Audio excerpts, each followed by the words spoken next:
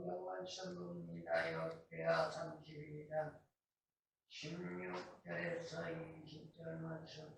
산계림의 신복들도 더욱 여호와 하나님과 그 중심되게 하늘 비방하였으며 산계림의 또 편지를 쫓아 보내어 이스라엘 하나님 여호와를 욕하고 비방하여 이르기를 열방의 신들이 그 백성을 내 손에서 구원하여 내지 못한 것 같이 히스기야의 신들도 그 백성을 내 손에서 구원하여 내지 못하리라 하고 산헤립의 신하가 유다 방언으로 크게 소리질러 예루살렘 성유에 있는 백성을 놀라게 하고 괴롭게 하여 그 성을 취하려 하였는데 저희가 예루살렘의 하나님을 비방하기는 사람의 손으로 지은 세상 백성의 신들을 비방하듯 하였더라.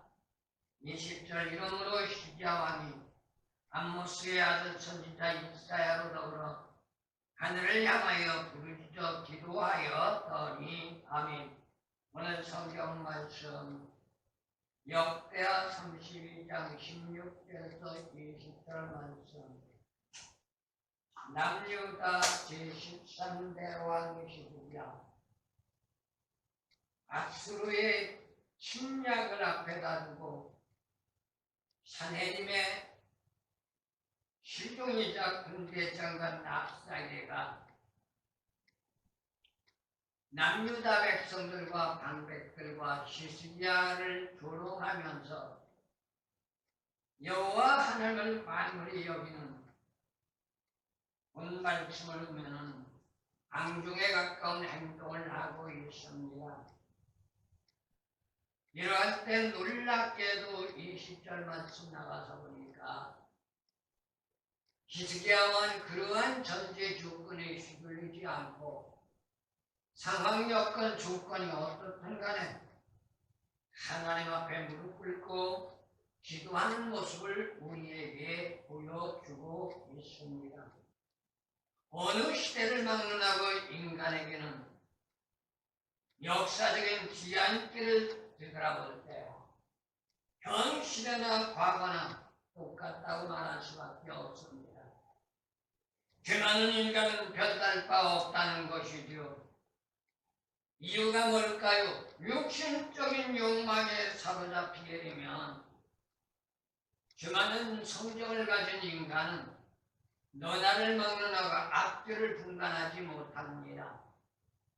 그리고 오직 생각하는 것은 눈앞에 펼쳐져 있는 이해 타산밖에 생각하지 않습니다. 그리고 거기에 덧붙여서 기득권과 명예와 권세를 생각하면서 온갖 세상적인 방법인 권모술수를 동원해서 수단 방법을 가리지 않는 게 그 많은 성정을 가진 인간들의 모습이라고 말할 수 있습니다. 그런데 엄격하게 신앙적인 삶으로 생각해 본다면 이러한 삶의 생활은 인간의 처세가 아니고 어둠의 권세에 휘말려 넘어간 사단 마귀의 전략과 전술에 놀아나고 있는 겁니다. 오늘 본 말씀을 보더라도 아수르 왕인 산헤립을 볼 수 있는데 그는 남유다 백성들과 방백들을 꼬드기는데 뭐라고 꼬드겨요? 인간적인 권모 수술을 가지고 꼬드깁니다. 일적인 포장된 모습은 화평이라는 겁니다. 아니 히스기야 왕과 이미 벌써 산헤립 왕은 화평을 맺었습니다. 그것도 그 화평을 맺는 대가로 엄청난 미물까지 받았습니다. 그런데도 불구하고 그렇듯이 철석같이 공약한 언약의 약속을 헌신짝처럼 팽개쳐버리고 가렴한 인간의 모습이 된 것이 산헤립이라는 겁니다. 이거는 오늘 보는 말씀 산헤립만 그런 게 아닙니다. 오늘 현 시대 역시 유의가 아닙니다. 정치인들이 더욱 이러한 모습이 보여지고 있습니다. 과거에 자신들이 했던 행위와 현실에 펼쳐지는 전제조건 똑같음에도 불구하고 과거에 자신들이 행했던 모습들은 다 포장으로 덮어버리고 똑같은 현실, 똑같은 과정이지만 현실에 일어나는 과정은 무참하게 지지밟으며 핍박하고 박해하고 멸시하고 천대하는 모습을 보게 됩니다. 이게 오늘날 한국의 정치 판국이죠. 그리고 그것이 들통이 나게 되면 오늘날 정치 판국은 어떻게 해요? 아니면 말고 이싹 닦아버립니다. 세상에서는 그것이 통할 수 있습니다. 옛날 어른들만 만나나 버섯 모가지라고 뒤집어 보일 수 없고 지나간 세월 붙잡아 놓고 한가름할 수 없고 엎질러진 물 긁어담을 수 없으니 그만이라고 생각할 수 있을지 모릅니다. 그런데 놀란 게 하나 있는데 그게 뭔지 아세요? 우리나라 현실적인 생계를 볼 때 그들 대다수가 예수 믿는 속된 말로 예수쟁이들이란 말입니다. 예수 믿는 하나님의 백성이라고 말하면서 이렇게 파렴치한 행동을 한다면 과연 하나님이 가만히 놔둘까요? 분명코 그들에게는 하나님의 징계가 임한다는 것, 성경은 우리에게 부인하지 않습니다. 그것만이 아닙니다. 오늘 본문 말씀 산내림방도 마찬가지입니다. 더욱이 놀라운 것은 오늘 본문 말씀 아수르와 유사내림은 하나님을 믿지 않습니다. 이방인입니다. 그리고 우상숭배자입니다. 자들이 자기들이 만들어놓은 신 밀금과 다곤을 섬기면서 오늘 본 말씀에서 보면 하나님을 만으로 여기고 있습니다. 세상적인 이치로 보면 그들의 말이 맞습니다. 우린 하나님 안 믿어. 믿으면 너희들이 믿지 내가 왜 하나님 믿어? 이렇게 말합니다. 오늘 현 시대 전도 나가서 대화를 해보면 그럽니다. 뭐라고 합니까? 교회에 나가세요. 그러면 처음엔 들었는지 안 듣는 자들도 뭐라고요? 귀를 쫑긋하고 기울입니다. 교회에 나가 예수 믿으라고요. 그러면 하나같이 대답합니다. 나는 절에 다녀요.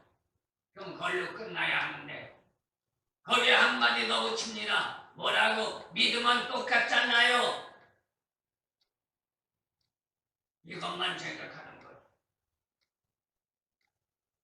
그들이 생각하는 종교적인 신앙과 예수 믿는 사람의 기독신앙과 본질이 다르다는 것, 결과가 다르다는 것, 그들은 모르고 있단 말입니다.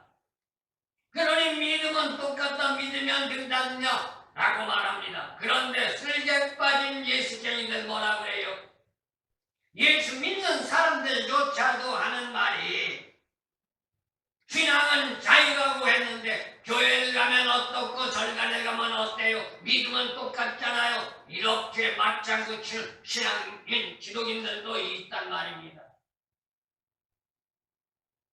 아마 우리가 하나님의 음성을 듣는다면 하나님은 가슴을 트며 통탄하고 눈물 뿌리며 애통하는 모습을 우리가 들을 수 있을 겁니다. 그런데 하나님은 신의 존재고 우리는 육신의 존재이기 때문에 하나님의 음성을 듣지 못하고 하나님의 개탄을 우리는 듣지 못하기 때문에 당당하게 자기 자신들 편협주의로 정당화시키며 큰소리치고 있는 것을 보게 됩니다. 그게 누구예요? 오늘 본문 말씀에 산내림이고 산내림의 시종이자 군대장관인 납사계입니다. 그런데 오늘 성경 말씀 보면 놀라운 사건이 하나 더 나와요. 그냥 납사계가 와서 이렇게 말하는 것이 아니라 오늘 본문 말씀 보니까 편지까지 써서 17절에서 말합니다. 하나님을 욕하고 비방하며 히스기야를 책망하고 있는 것을 보게 되는 것이죠. 성경적으로 본다면 이는 용서받지 못할 죄입니다. 이러한 죄는 회개해도 용서가 없습니다. 용서를 받을 수 없단 말입니다. 이게 사단마귀의 전략이고 이게 사단마귀의 전술이라는 거죠. 그렇다면 오늘 본 말씀 16절을 참고해 볼 때 상내림의 신복인 군대장관 납사계를 보게 되는데 그는 철저한 상내림의 신복입니다. 시대적인 말, 나라적으로 과거를 말한다면 충신이지요. 그러나 예로부터 신복이란 뭐예요? 주인의 뜻을 따라 좋든 싫든 간에 주어진 전제 조건을 준행해야 하는 것이 인지상정. 그래서 납사계가 남유다의 도가 넘치는 언행을 행한 것은 물론 현 시대 사람들 도시의 말로 빌려 말한다면 내가 원해서가 아니야. 나의 주인 샤넬님이 하라고 했기 때문에 나는 어쩔 수 없어. 이렇게 변명할 수도 있을 겁니다. 그런데 남유다와 히스기야 왕을 비방하는 것으로 끝나지 않습니다. 만군의 여호와 하나님을 열방의 신인 우상들보다 못한 무기력한 존재로 깎아내리고 있다는 겁니다. 그리고 어떻게 깎아내려요? 14절에서 15절 말씀 보니까 어리석고도 무지한 언행으로 하나님을 만홀히 여기고 있다는 것이죠. 어떻게 보면 양심이 화인 맞은 자의 삶의 생활이라고밖에 말할 수 없습니다. 조금이라도 양심이 남아있다면 믿지 않는 자도 하나님을 이렇게 만홀히 여기지 않습니다. 제가 어린 시절을 뒤돌아보면 과거에 어릴 때 오늘날처럼 이렇게 뼈약볕이 일고 무더운 날 갑자기 먹구름이 들여차며 번개가 치고 그리고 천둥이 일어나게 되면 그리고 갑자기 소낙비가 쏟아지면 아무것도 없던 마당에 미꾸라지가 떨어지고 버들치가 떨어지고 가재가 떨어지며 고기들이 펄떡펄떡 뛰면서 천둥 번개를 칠 때 어른들은 뭐라고 말씀하셨느냐? 하나님이 진노하셨다. 죄진 자는 하나님이 진노하셔서 지금 나오라고 소리치고 있다. 이렇게 말씀하면서 아이들을 바깥에 나가지 못하게 했습니다. 그렇다고 그들이 교회 다녀본 적이 없습니다. 하나님의 말씀 성경이 어떤 책인지도 모릅니다. 그런데도 불구하고 그들은 하나님을 인정하고 있었단 말입니다. 그런데 오늘 성경 말씀 사내림과 납사계는 하나님을 인정하지 않고 하나님을 만홀히 여기고 있습니다. 더욱이 놀라운 것은 오늘날 현 시대적으로 볼 때 예수를 믿는다고 말하며 교회를 다닌다고 말하며 직분자라고 말하며 그래서 구원받고 축복받고 천국 가겠다고 입버릇처럼 말하면서도 하나님의 진실성과 하나님의 존재성을 알지 못하여 자기 생각, 자기 전에 자기 사고로만 생각하고 하나님을 만홀히 여기고 깎아내리는 모습들을 허다하게 우리는 볼 수가 있단 말입니다. 이유는 뭐예요? 양심이 화인 맞았기 때문에. 그래서 사도 바울은 말합니다. 디모데서에 나갔으면 인간이 양심이 화인 맞으면 거짓말이라는 가지고 형식주의자가 된대.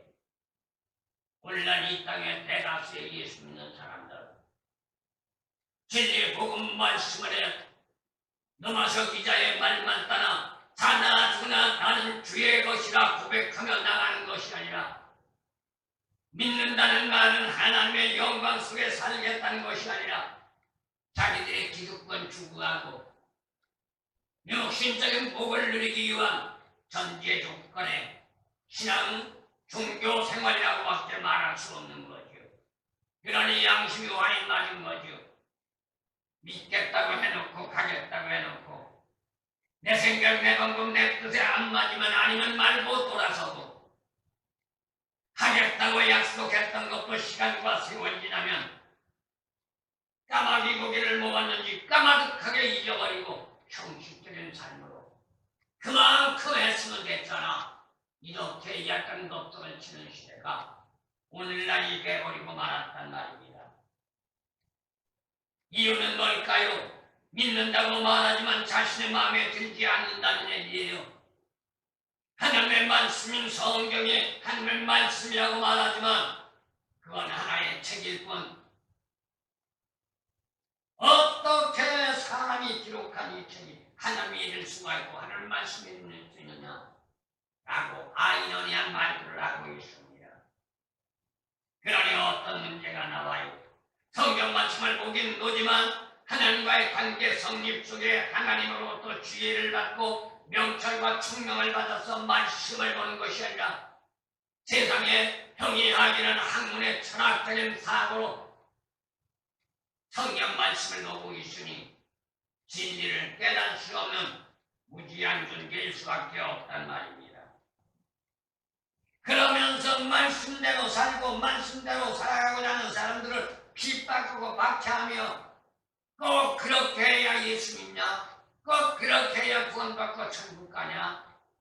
다른 사람들은 그렇게 안 해도 천국 간다고 그러고 그렇게 안 해도 구원받는다고 말하고 복받는다고 말하는데 이런 말들을 수없이 저는 들어왔습니다. 그러면서 그들은 핍박하고 박해한단 말이에요.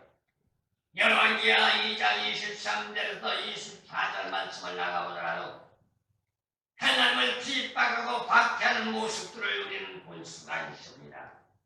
그러나 하나님의 진리의 말씀을 바로 이해하지 못하면 어느 누구를 막론하고 세상적인 영이학이나 철학적인 사고의 학문이 고차원 수준에 도달했다 할지라도 하나님의 말씀대로 살 수 없다는 것 우리는 잊지 말아야 될 줄로 믿습니다. 그리고 17절 말씀을 나가서 보면 어떤 방법을 동원해요? 입으로 말하는 것만 가지고는 안 통하니까 서면으로 글을 써서 욕하고 비방하는 모습까지 나오고 있습니다. 악술의 왕인 사내림은 직접적으로 남유다를 찾아온 게 아닙니다. 즉흥적인 감정을 표출하는 말을 편지로 적어서 납사기를 통하여 시시다 왕에게 보냈는데 그 내용이 바로 오늘 본 말씀에서 볼 수가 있듯이 여호와 하나님을 자신이 섬기는 우상이나 열방의 신들보다 못하다고 비웃으며 비아거리고 있습니다. 그리고 자신의 힘과 능력을 이길 수 없다고 구원장담까지 하고 있습니다. 막말로 죄 많은 성적을 가지고 있는 존재가 인간이라고 말할지 모르지만 이렇듯이 어리석은 만행을 자행한다는 것은 있을 수 없는 일이죠.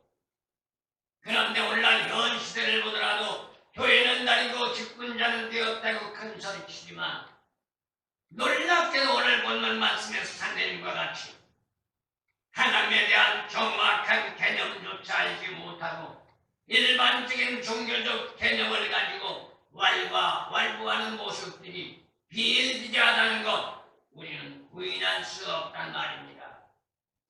그런데 이러한 자들을 보면 어떨까요? 하느님과 같이 오만방자하단 말입니다. 하나님을 마치 자신의 부산물로 착각하면서 하나님 이름을 빙자해서 자신의 영광을 추구하려는 경향이 너무나도 농후하다는 것을 생각해 봅니다. 오늘 성경 말씀에서 볼 것 같으면 어디서 봐요? 8절에서 우리는 볼 수가 있습니다. 히스기야와 방백들이 와서 더미를 보고 여호와는 송축하고 그 백성 이스라엘을 위하여 축복하니라 라는 말씀을 볼 때에 하나님은 비방하고 있습니다. 조롱하고 있습니다. 비아거리고 있습니다. 오늘날 현 시대도 마찬가지지요. 말씀 안에서 살겠다고, 하나님 안에서 살겠다고, 진리 안에서 살겠다고 죽음을 불사하고 달려들어 죽기 살기로 기도하며 말씀 안에 들어가는 사람들을 보면 목사들조차도 핍박하고 박해합니다. 우리가 너무나도 많이 겪어왔잖아요. 금식하니까 한다는 말이 왜 금식하느냐고 옆에 목사가 물으니까 뭐라고 말해요? 지 성격 죽이려고 금식하는 거지. 이렇게 말하는 모습을 봅니다. 이유는 뭘까요? 그 사람의 신앙 그 수준밖에 안 되기 때문에. 물론 처음에 신앙생활할 때 금식할 때 자기 성격 죽이기 위해서도 합니다. 그러나 신앙이 고단계로 들어가면 무릎 꿇고 기도하며 금식하며 작정하며 절하할 때마다 성경에서 말하는 비밀을 찾아내기 때문에 그게 너무나도 멋있고 아름답고 재미있어서 더 들어가는 거죠. 그러다 보니 하늘의 문이 열려집니다. 그러다 보니 능력의 선물을 받습니다. 그러다 보니 하나님의 은혜가 곧 초단계로 올라갑니다.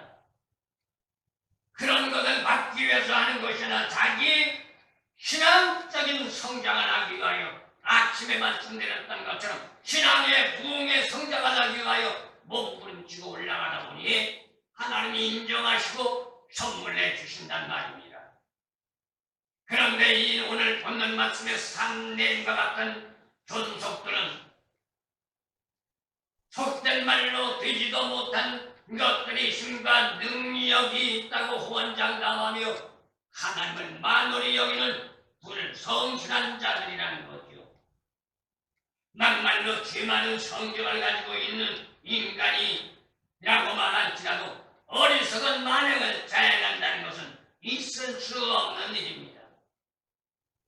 교회 문턱도 한번 나가가 보지 못했고 성경 말씀에 표지도 알지 못하는 옛 어른들은 하늘에서 번개 천둥을 하며 뇌성병령을 치면 하나님이 진노했다고 죄 있는 자는 나오라고 하나님이 독촉한다고 야단 법석을 치며 자기 자아를 뒤돌아보는 성찰을 하는 모습들을 봤는데 예수를 믿는 사람들이라고 말하며 학문적으로 고차원의 수준이라고 말하는 사람들이 이렇게 정말로 무지막지하게 막무가내로 나간다면 이들은 용서받을 수 없는 길거리를 하는 것이죠. 그가 바로 사내임이란 말입니다. 순간적으로는 금상첨화죠. 순간적인 상황을 보면 내가 너보다 나아. 너는 나를 따라올 수 없어. 나는 너보다 위대한 존재야. 그러니까 네가 나에게 무릎 꿇어야 하고 너는 나를 섬겨야 하고 너는 나를 신봉해야 돼. 그러면 내가 너를 책임져 줄게. 이게 사내림이에요. 그런데 놀라운 게 뭔지 아세요? 그렇게 큰 소리치고 야단 법석 치는 이 사내림 자기 자신조차도 관리하지 못하고 자기 자신조차도 책임지지 못해서 이 전쟁에서 무참하게 패배하고 돌아가 결국 자기 아들에게 살해당하고 말았습니다. 그게 바로 하나님의 징계라는 겁니다. 이건 어느 시대를 막론하고 이해가 될 수 없다는 거지요. 그래서 불성실한 모순전들을 회개하지 않으면 이스라엘 역사적인 사건을 우리가 보더라도 누가복음 20장 18절에서 이렇게 말합니다. 무릇 이 돌들 위에 떨어지는 자는 깨어지겠고 그 돌이 사람 위에 떨어지면 저를 갈로 만들어 흩으리라 라고 말씀하고 있습니다. 하나님을 핍박하고 예수를 핍박하고 성령을 핍박하고 하나님을 믿겠다고 발버둥치며 사나 소나 주의 것이란 고백 가지고 나가는 자를 핍박하려면 하나님이 그들을 누가복음 20장 18절의 말씀처럼 깨어지게 만들고 흩어지게 만든다는 겁니다. 보아도 소용이 없다는 거죠. 마지막으로 말씀드린다면 20절 말씀 볼 때 산내님에 대한 히스기야의 대응책이 나온 것을 보게 됩니다. 여기에도 신앙적인 온전한 삶이 어떤 것인가를 우리에게 가르쳐줍니다. 히스기야는 산내님과 같은 인간적인 사고나 견해를 가지고 대응한 게 아닙니다. 믿는 자답게 백성들의 신앙적인 척도가 흔들리지 않도록 권면하면서 하나님을 더욱 의지해 나갈 것을 남유다 백성들과 방백들에게 촉구하는 겁니다. 인간적인 모양, 세상적인 모습으로 온다면 바보 같은 짓거리요, 등신 같은 짓거리요, 병신 같은 짓거리요, 모자라는 자의 삶이죠. 근데 2절에서 8절 말씀 히스기야의 대책을 보면 인간적인 방법은 하나도 없습니다. 산내림이나 납세기를 맞대결해서 부르짖거나 아우성치거나 같이 욕하고 같이 핍박하고 같이 박해하며 팔뚝 걷어붙이고 울긋불긋 때 혈기내는 게 아닙니다. 오직 하나님 앞에 나가자는 겁니다. 그래서 오늘 성경 말씀 20절에 보면은 산내림은 어때요? 히스기야가 말하는 여호와 하나님 앞에 무릎을 꿇고 기도하는 모습을 가르쳐주고 있습니다. 이것이 믿는 자의 삶의 도리요, 한공도의 제 지도자고 반면에 상대방이 비방하고 핍박하고 박해한다 할지라도 같은 방법으로 대응하는 것이 아니라 하나님 앞에 무릎 꿇고 기도하는 모습, 이게 예수는 방법이고 이게 상대방을 무너뜨릴 수 있는 방법이고 이게 핍박하고 박해하고 멸시하고 천대하는 자들을 무릎 꿇게 하는 비결이요 방법이라는 거죠. 그런데 이걸 누가 해요? 이러한 존재를 깨닫고 터득하고 경험한 자만이 합니다. 그러지 못한 자는 하고 싶어도 못합니다. 누가 하라도 할 수가 없습니다. 막말로 하나님의 직접적으로 음성으로 너 그렇게 해라 해도 듣지를 않습니다. 왜요? 내가 경험해보지 못했기 때문에. 확신이 없다. 그러니 오늘날 대다수가 그러잖아요. 금식한다고 되냐? 기도한다고 되냐? 철회한다고 되냐? 작품한다고 되냐? 좀 쉬운 방법으로 해. 편안하게 가. 이렇게 야단 법석을 치는 것을 보게 되죠. 그래서 오늘날 대다수의 공동체의 이원들 모습을 보면 어때요? 하나님 믿는 사람들의 공동체는 모이면 하나님 안에서 하나가 되는 방법론을 모색해야 하는데 하나님 안에서 하나가 되는 방법론을 모색하지 않고 인간적인 방법론으로 하나가 되는 전제 조건을 모색하다 보니 만날 때마다 하는 사람들 말, 문자를 보낼 때마다 전화를 할 때마다 하는 말과 밥 한 끼 먹자. 이게 오늘날 멘트예요. 밥 먹는다고 하나네요? 배불리 먹여줬다고 하나네요? 막말로 먹여주면 먹죠. 돌아서는 걸로 끝나는 거예요. 사람의 마음은 누가 움직여줘요? 밥 먹인다고 움직여줘요? 안 움직여줘요. 고맙습니다. 감사합니다. 입술에 침도 안 바른 사탕 발림이에요. 그 사람의 마음을 움직이는 건 누가 움직여요? 하나님이 움직이는 거예요. 성령이 우리의 심령 속에 들어오면 각박한 심령도 녹아내립니다.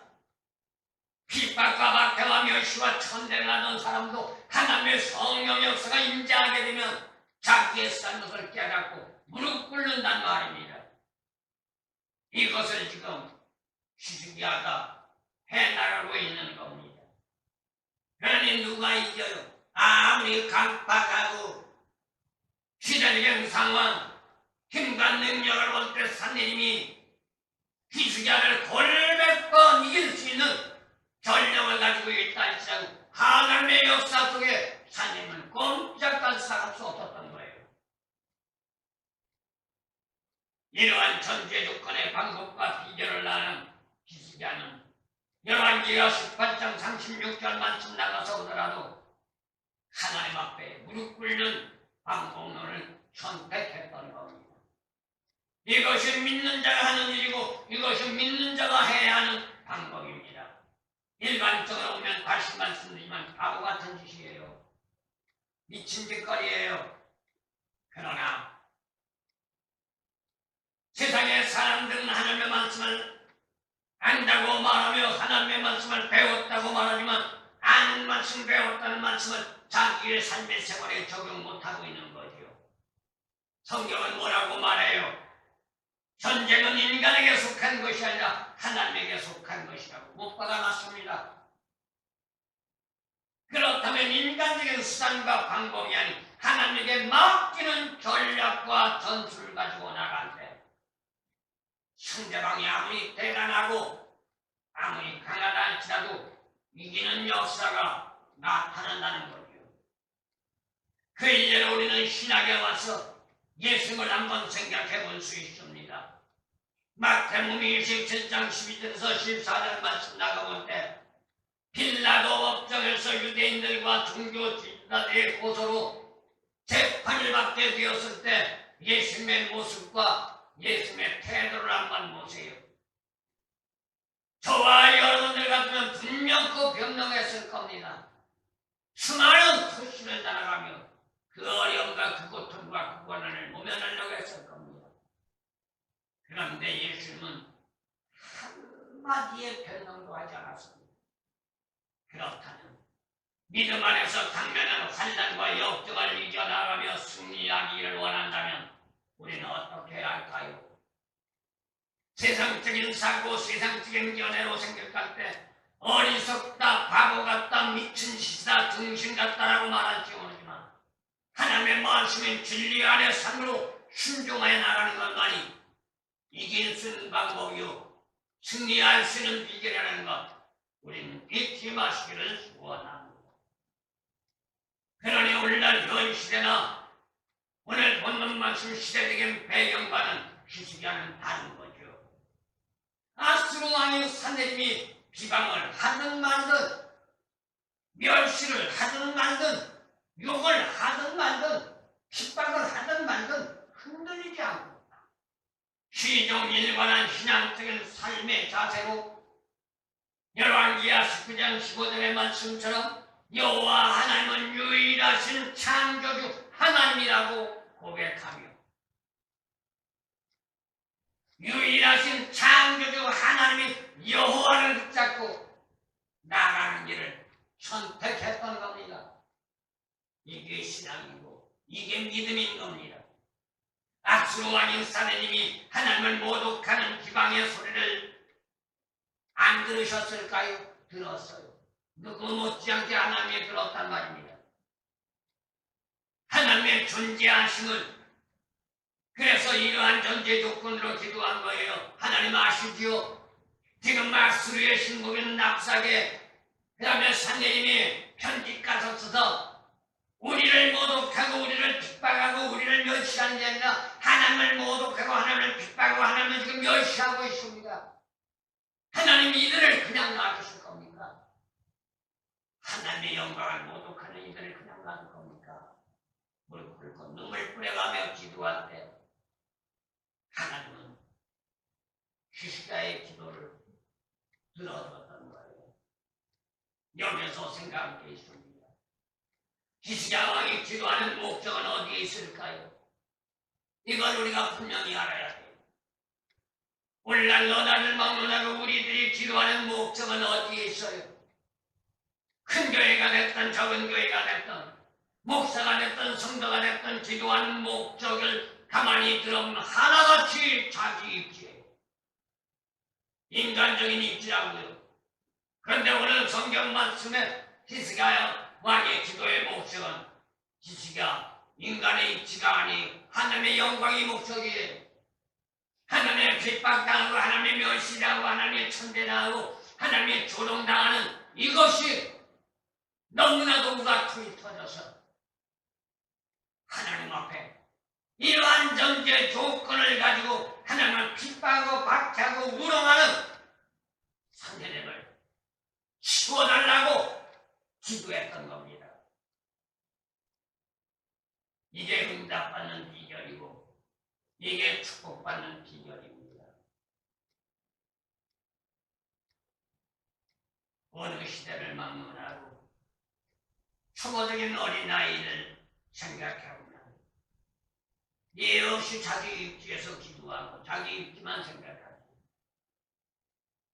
근데 시간과 세월이 지났으면 신앙이 성장해야 하는데 웬일인지 몰라도 우리나라 현 실정을 보면 큰 교회에서부터 적은 교회, 목사에서부터 성도에게까지 하나같이 신앙이 성장하는 게 아니라 과거로 퇴보해들어가요. 아니, 우리나라 초대교회 성도들 신앙 따라가지 못하고 있어요. 이런 문제가 되는 거예요. 우리는 이러한 전제 조건을 효율하게 해야 합니다. 어린아이라면 봐줄 수 있어요. 아니니까, 어리니까. 그런데 본인들은 뭐라 그래요? 나는 믿은 지 이만큼 됐어. 나는 목회 경력이 이만해. 나는 신앙생활을 이만큼 했어.